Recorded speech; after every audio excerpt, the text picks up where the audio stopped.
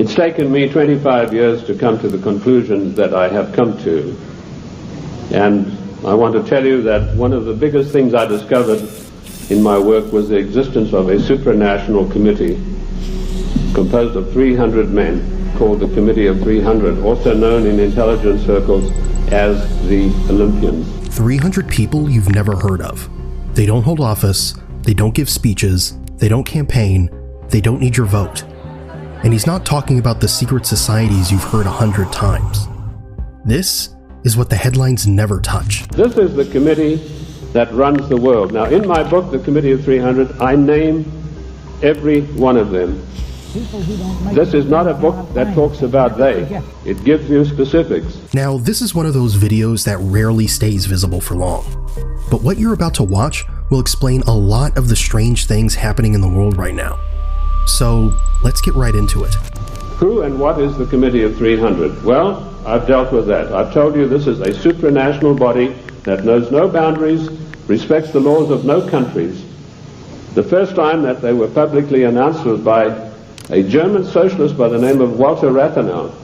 Now, I'll give you some background of Walter Rathenau. He was the financial advisor to the Kaiser of Germany, and he was also the financial advisor to the Rothschilds, the French family Rothschild. So he must have known what he's talking about. He made an astonishing statement in 1934. He said, there is a committee of 300 men that rule the world.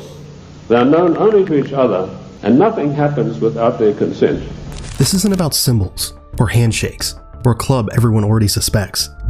This is the top of the chain. At least that's his claim. The structure nobody sees. And as this man will explain, every organization has its place. They all fit into a hierarchy. But at the very top, 300 people. Pay attention to this part. I came across this quite by accident when I was serving in Africa, in Angola, and I was given a series of documents which were only supposed to be handed in to top-level people. They were what we called above the top level of classification of intelligence documents. And there I discovered that whilst I thought I was in Africa fighting against the invasion of the communists, I was in fact fighting to introduce socialist regimes in the black African countries, and that I was actually working for a committee called the Committee of 300, also known in intelligence circles as the Olympians. This isn't someone guessing from the sidelines. He's describing a moment where the story didn't match the mission. He thought he was fighting one enemy. Then he claims he realized he was building something else entirely. And that raised a different kind of question. Not who's in charge, but how high the chain really goes. His name is Dr. John Coleman, and he frames this as a 25-year-old investigation shaped by intelligence-level access. Let's keep going. In 1986, I wrote a work called Mind Control, Metaphysics, Extremely Low Frequency Radiation and Weather Modifications. And in that work, July the 8th, 1986, I said that the top-level intelligence organization in the United States was the National Reconnaissance Office, far bigger than the CIA and any of the other intelligence agencies. And by the way, we have about 10 different ones in the United States. I even had the audacity to give the address of this organization. 3 weeks ago, Mr. Sam Donaldson, the gentleman who wears that beautiful toupee so effectively, he came on with a program in prime time, and he said, this is one of the biggest scoops that ABC has ever had.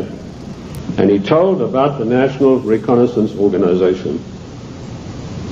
The exact same thing that I published 8 years earlier.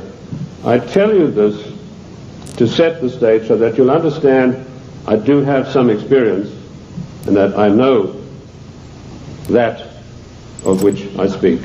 So here's what he's doing. He's not just making a claim. He's planting a marker in time. 1986. And he says he named the organization before the public was even supposed to know it existed. Because once you understand that layer exists, you stop thinking intelligence is just spies in meetings. It's reach. It's visibility. It's who gets to see the world first and who reacts second. And if a system